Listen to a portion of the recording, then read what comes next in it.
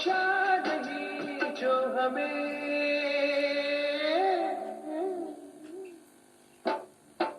हमें कुदरत ने बख्शा है, ये वो सम्मान है। हिंदुस्तान है, हिंदुस्तान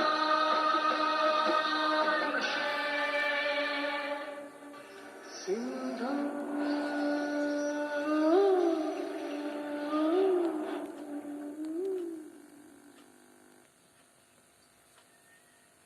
महान सिंधु, आप तारा देवी के विषय में कुछ बता रहे थे।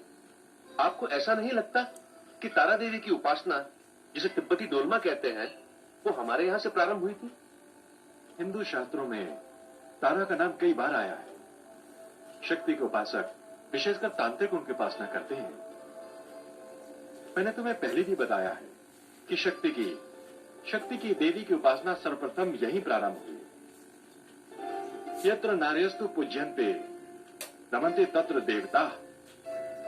सिंधु घाटी सभ्यता में शिव की, शक्ति की उपासना प्रारंभ हुई। कराची के निकट हिंगलाज नामक स्थान हिंदुओं के लिए विशेष महत्व रखता है। पुराणों में वर्णन है, जब अपने पति शिव के सम्मान की रक्षा में सती ने आत्मदाह कर लिया, तब शिव देवी सती की मृत देह उठाए उस क्षेत्र में घूमते रहे। इसे हिंगलाज में ही सिंदूर सहित देवी सती का मस्तक गिरा। हिंगलाज सिंदूर को कहते हैं, इसीलिए वो स्थान हिंगलाज कहलाया। हिंदुओं का तीर्थ है हिंगलाज। बांग्लादेश और भारत से आज भी श्रद्धालु हिंदू बड़ी संख्या में हिंगलाज के लिए कराची की यात्रा करते हैं। सिंधुदेव, इस संदर्भ में सिंधु स्ववीर की जो बात होती है वो क्या है? भगवान श्री राम ने सिंधु सौवीर का क्षेत्र अपने अनुज भरत को दिया था। सौवीर क्षेत्र आज मुल्तान कहलाता है। बुद्ध परंपरा में और साहित्य में सौवीर जो है उसको 7 जो महत्वपूर्ण राज्य थे उनमें से एक था, और जिसकी राजधानी रोरुक थी। मिलिंदपर्ण, जो कि एक बैक्ट्रियन ग्रीक रूलर मेनेंडर हुआ है, उसके जो प्रश्नों को लेकर के जो ग्रंथ लिखा गया मिलिंदपर्ण में, वो भी इस सौवीर क्षेत्र से संदर्भ उसका मिलता है। महाभारत के अनुशासन पर्व में महर्षि वेद व्यास ने मुझे बहुत बड़ा सम्मान दिया है। व्यास कहते हैं कि मेरे जल में स्नान करने वाला स्वर्ग का अधिकारी बनता है। वैसे हमारे सभी नदियां हैं, संस्कृति की विकास की दृष्टि से, संस्कृति के संरक्षण की दृष्टि से, संस्कृति के फलने फूलने की दृष्टि की, वो प्राणवाहिका है इस देश की। और इसका हमारे साहित्य में भी उल्लेख है, हमारी परंपरा में भी उल्लेख है। इस प्रकार अगर हिंदू, विशेषकर जो पौराणिक हिंदू है, वो जब नहाता है, वो अपने स्नान में इन सभी नदियों का आवाहन करता है। गंगे यमुने जब गोदावरी सरस्वती नर्मदे सिंधु कावेरी जलेस्मिन सन्निधिं कुरु।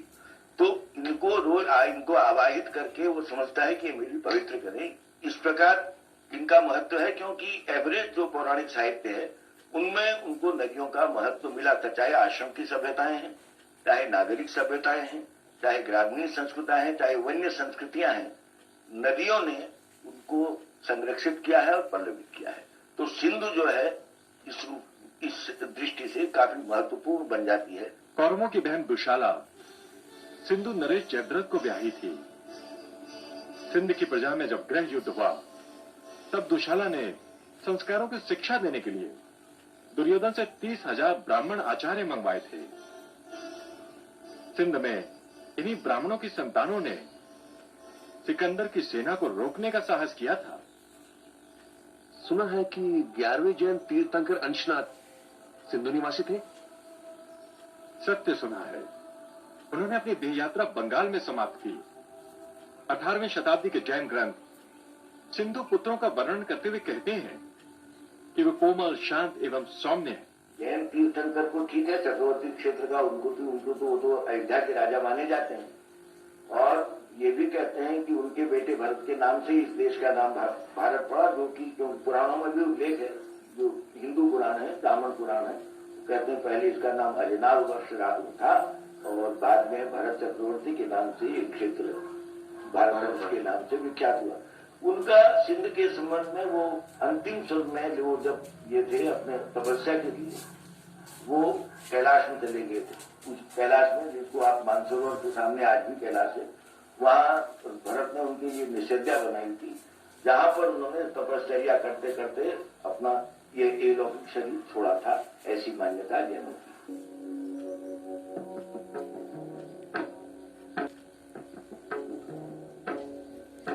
वो कला प्रेमी है, गीत नृत्य संगीत आदि में रुचि रखने वाले हैं। वो अपने प्रदेश से बहुत अधिक स्नेह करते हैं।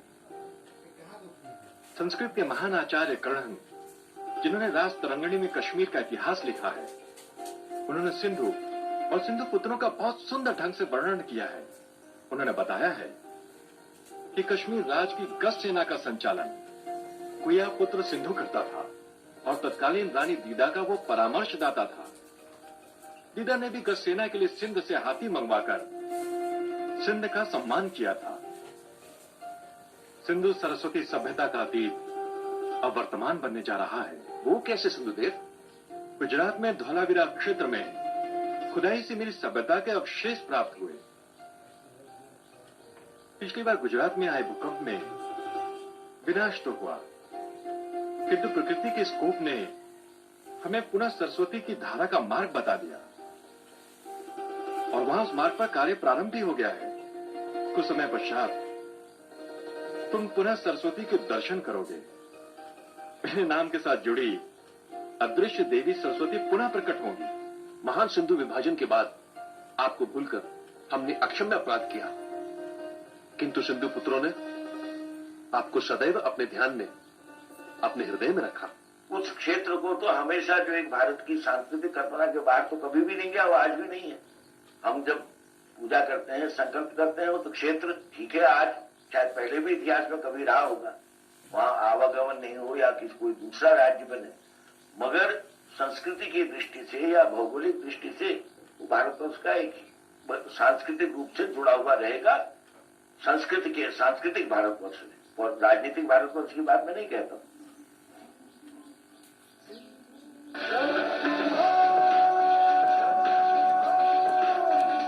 याद है इसको जवानी याद है, ये कहीं लिखती नहीं है, मुँह ज़बानी याद है। हो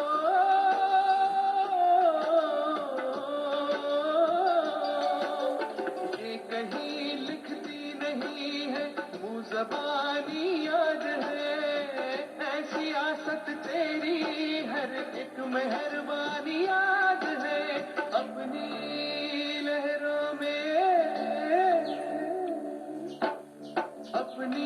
लहरों में छिपाए बांसुरी की तान है।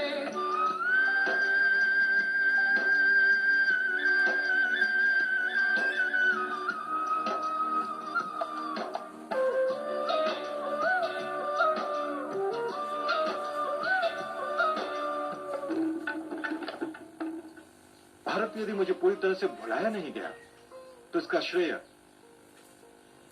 आज से 1000 वर्ष पूर्व सिंधु क्षेत्र में अवतरित संत झूलेलाल को जाता है। संत झूलेलाल वरुण के अवतार माने गए हैं। संत झूलेलाल ने सिंधु पुत्रों को सिखाया कि अपने धर्म, अपनी मान्यताओं और अपनी संस्कृति को प्राणों की भांति सहेज कर रखना चाहिए।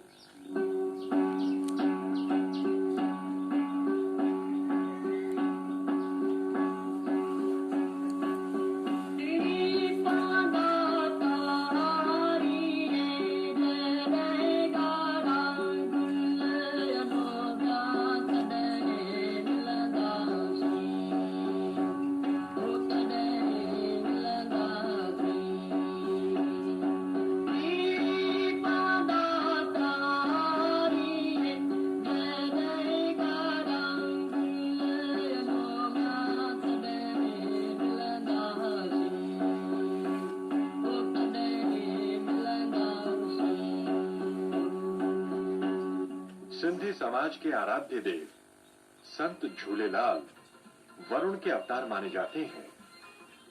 सिंध के तट पर रहने वाले सिंधी जल मार्ग से दूर दराज के इलाकों में व्यापार के लिए जाते थे।